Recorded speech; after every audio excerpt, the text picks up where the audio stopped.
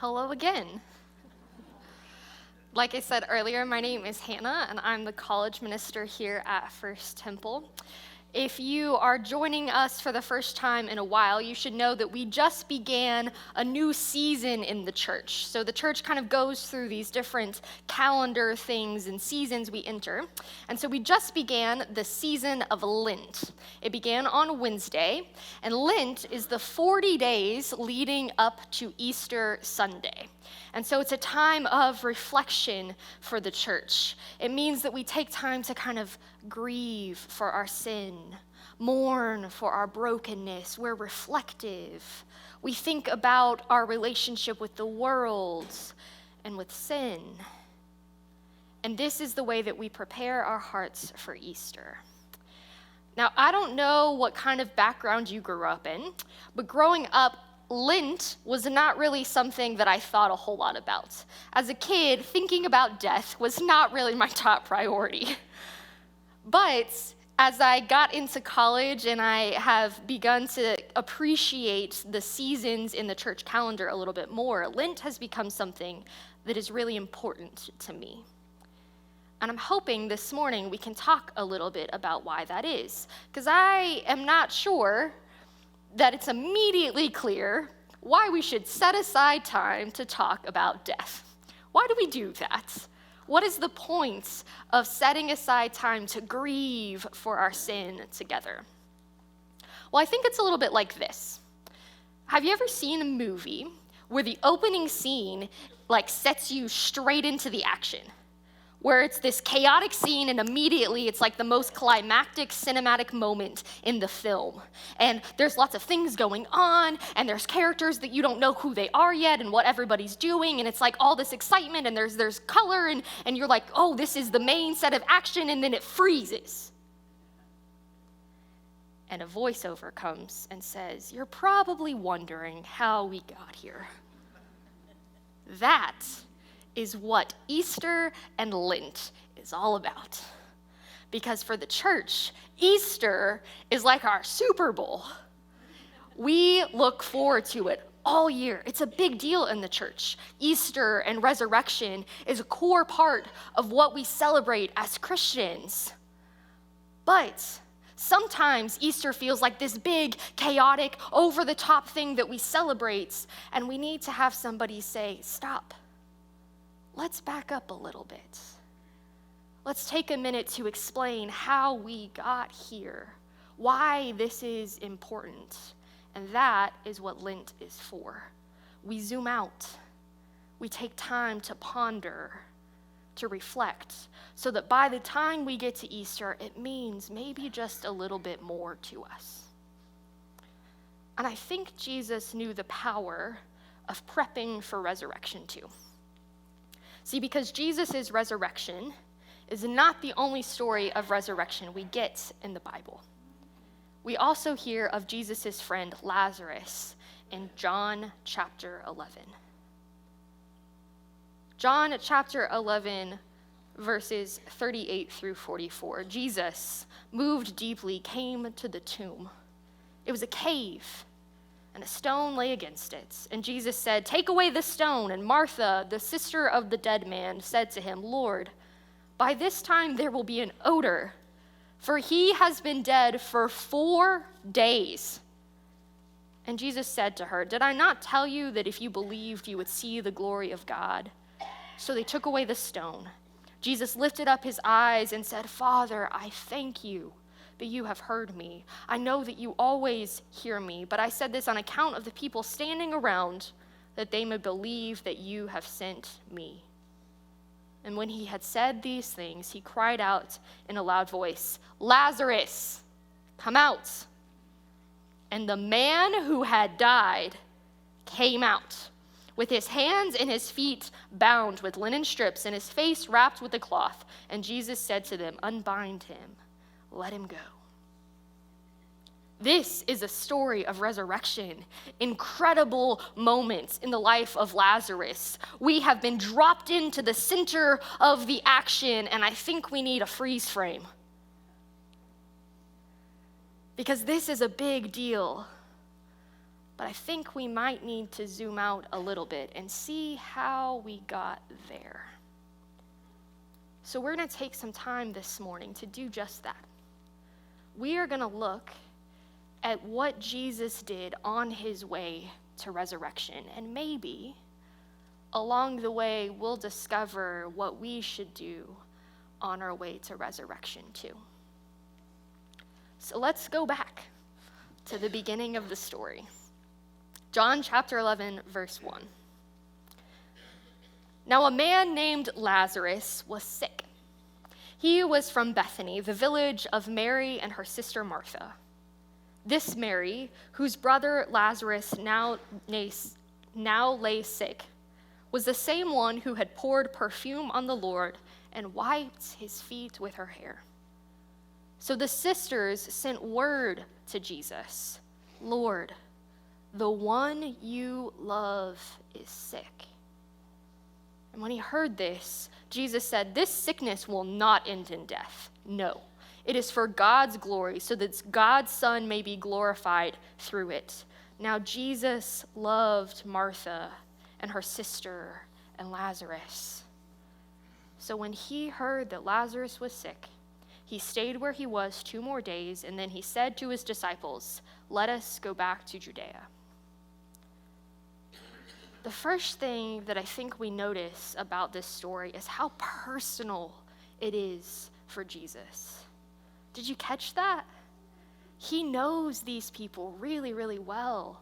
He spent time with them. They have a history. He shared meals with them, maybe even stayed with them. These are his friends. It mentions 2 different times, these are people Jesus loved. And this is so different from all of the other healings that we see, especially in John, this book we're reading. See, a lot of the healings and the miracles that Jesus does, they're kind of at a distance. So in John, so far, when we get to chapter 11, Jesus has turned water to wine. He's healed an official's son. He's healed some sick people. He's fed 5,000 people. He's walked on water, and he has healed a blind man. But do we notice that every single one of those healings is kind of at a distance? He doesn't really know those people very well. But here, he knows these people. He loves these people. Resurrection happens in the context of a relationship. The power of resurrection is not felt by strangers, but by friends, those who are close to Jesus, those in a relationship with Jesus. So I think the first thing we can learn is that resurrection is personal. Resurrection is personal. As we prepare for Easter, as we prepare for resurrection, it would be appropriate to ask ourselves what our relationship with Jesus is like. Do you have one? Where are you? Do you walk closely with Jesus? Do you have a relationship with him? Resurrection is felt in close proximity to the people that Jesus loves. Is that you? If it's not, I want to encourage you that this Lent season is an opportunity to ask those questions. Start right now. Resurrection is personal. But that's not all we learn from watching Jesus. Verse 11, after he had said this, he went on to tell them, "Our friend Lazarus has fallen asleep, but I am going there to wake him up." His disciples replied, "Lord, if he sleeps, he will get better."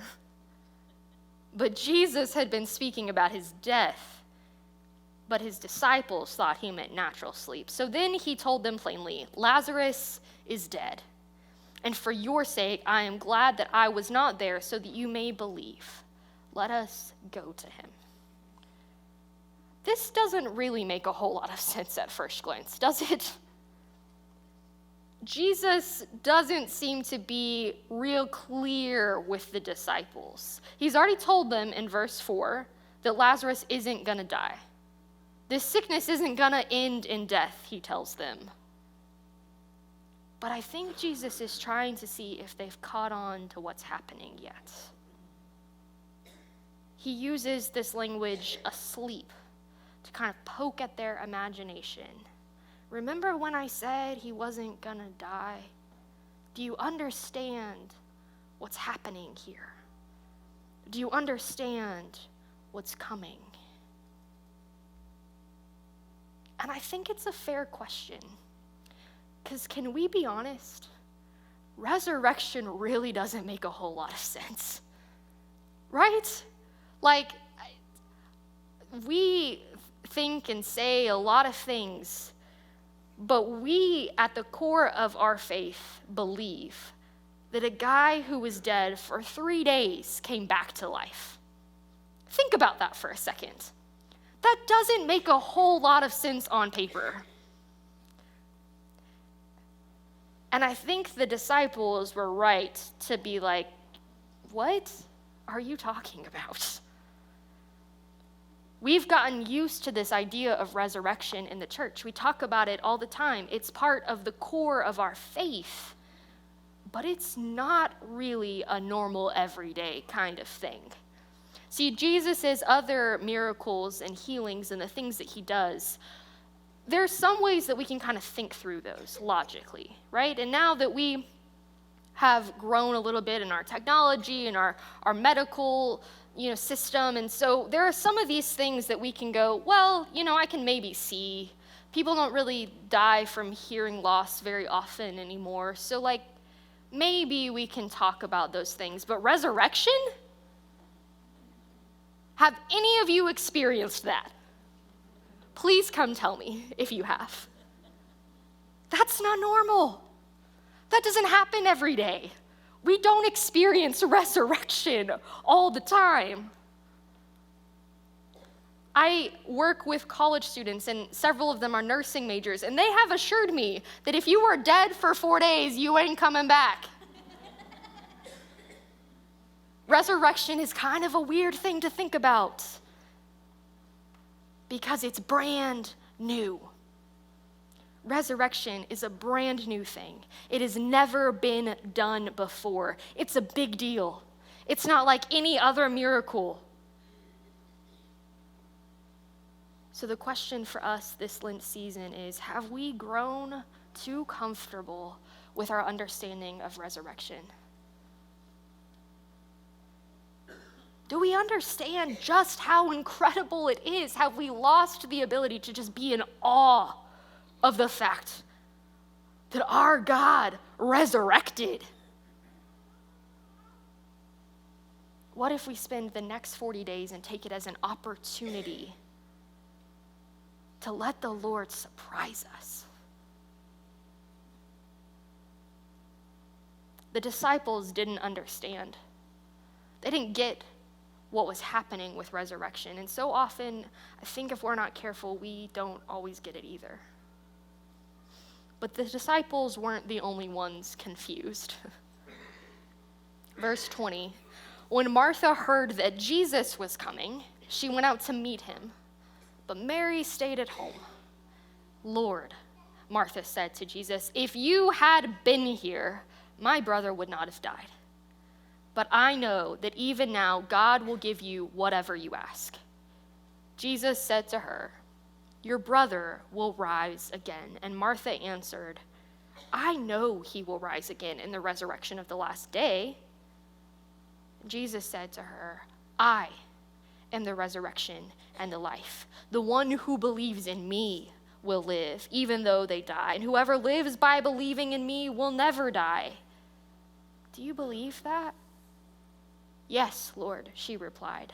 I believe that you are the Messiah, the Son of God, who is to come into the world. See, like the disciples, I think Martha misunderstands the resurrection. The disciples seem to doubt the possibility of resurrection, but Martha, She just has a timing issue.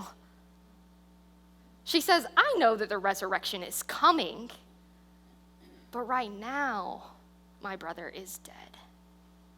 She talks about the resurrection of the last day. It's this common Jewish idea that they had about what it looks like at the end of all things, that the people of God would come back to life. It's similar to the idea that we as Christians have, that at the end of all things, the people of God will live together in the new heaven and the new earth, and everything will be perfect and new, and it's a beautiful story. That is the gospel. That is where we are headed. But so often, that is where our understanding of the resurrection ends, with a future reality.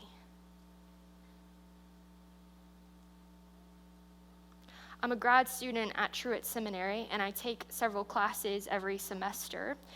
And in lots of these, we've talked through what the best way to care for people is, especially people who are grieving or dealing with difficult things in their lives. And one of the things that we have discovered through these conversations is that it is actually not helpful to look at a person who's grieving and say, it will get better. Most people, when they are going through something difficult, don't want to hear that it's going to be better someday. They want to hear what's happening to them today. The get well soon kind of sounds like this cheery greeting card that's all fluff. And sometimes we treat the resurrection like that too. Someday, things are going to be great. Someday, things are going to be fulfilled and everything is going to be wonderful and it's going to be awesome.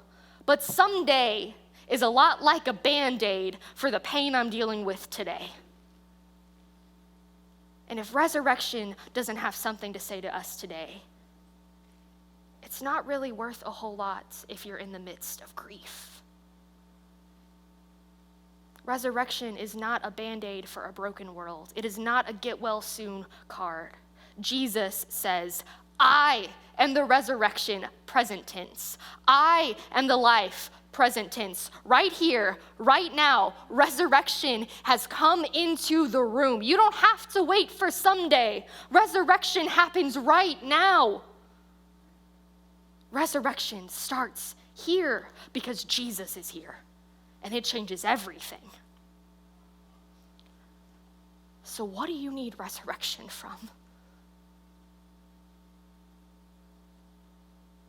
What do you need restoration for?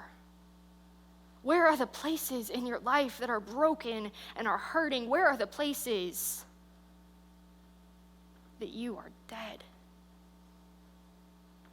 That the sin and the brokenness has caused death in your life and in our world. Where do you need a resurrection? I am the resurrection and the life, Jesus says. It starts now.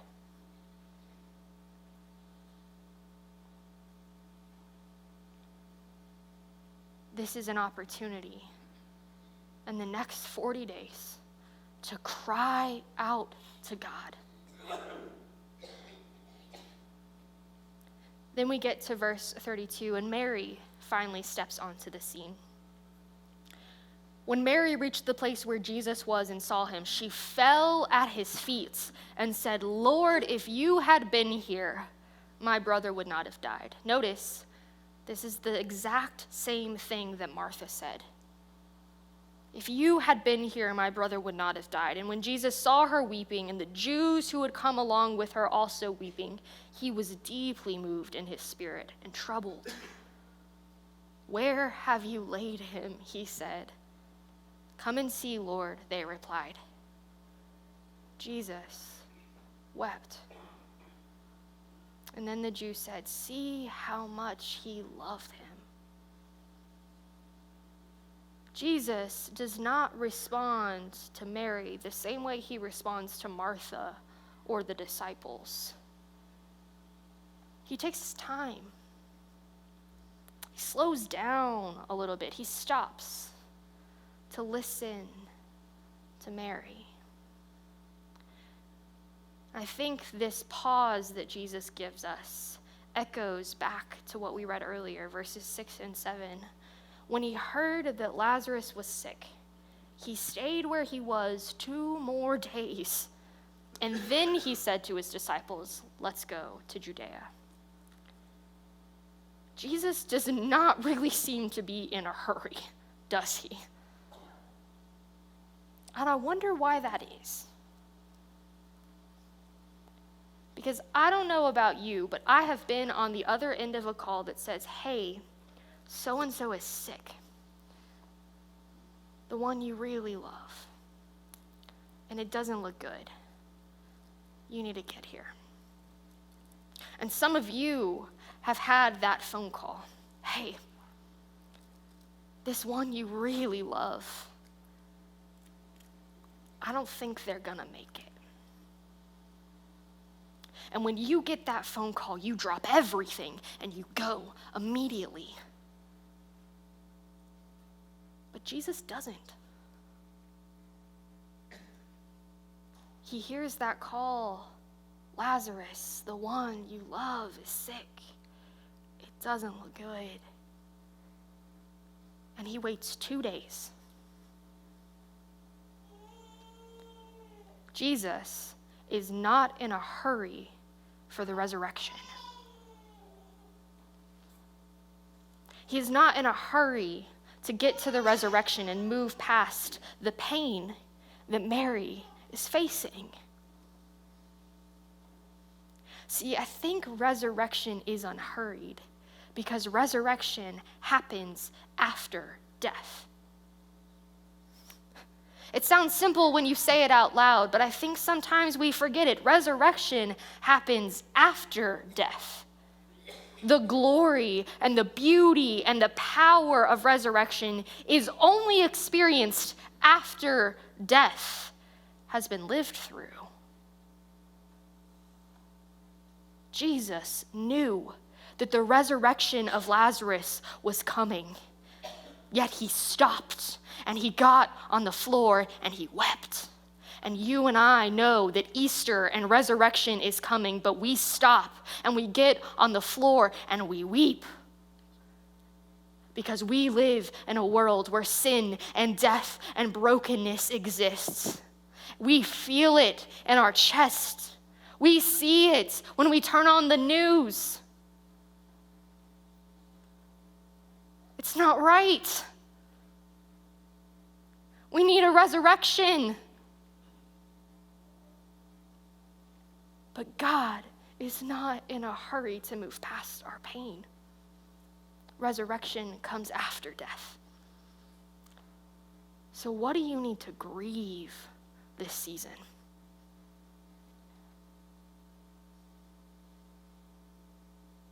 What can we grieve together?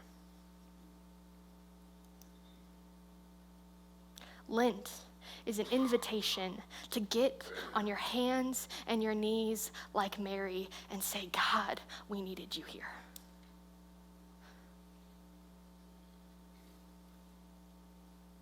But it's okay to get on your hands and your knees because guess what? Jesus is right there weeping too. We have been given a gift, a season where we can set aside our hearts and our minds and set it with intention. An opportunity to gain some perspective, to zoom out, if you will. With our eyes set on Easter and the resurrection, the most climactic moments of our faith, and it's a big deal. But what if we were intentional between now and then so that we might see it a little differently when it comes? Will you join me in following the examples of Jesus this Lent season as we begin to dream of what Easter morning might look like? Would you pray with me?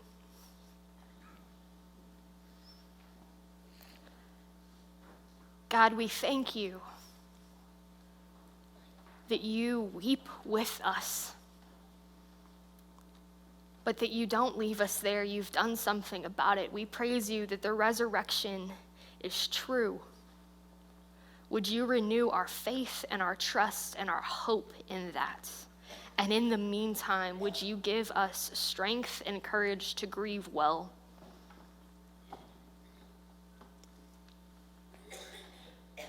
You, Lord, meet us in our pain, and you meet us in our joy. We give it all to you now, Lord. It's in your name that we pray. Amen.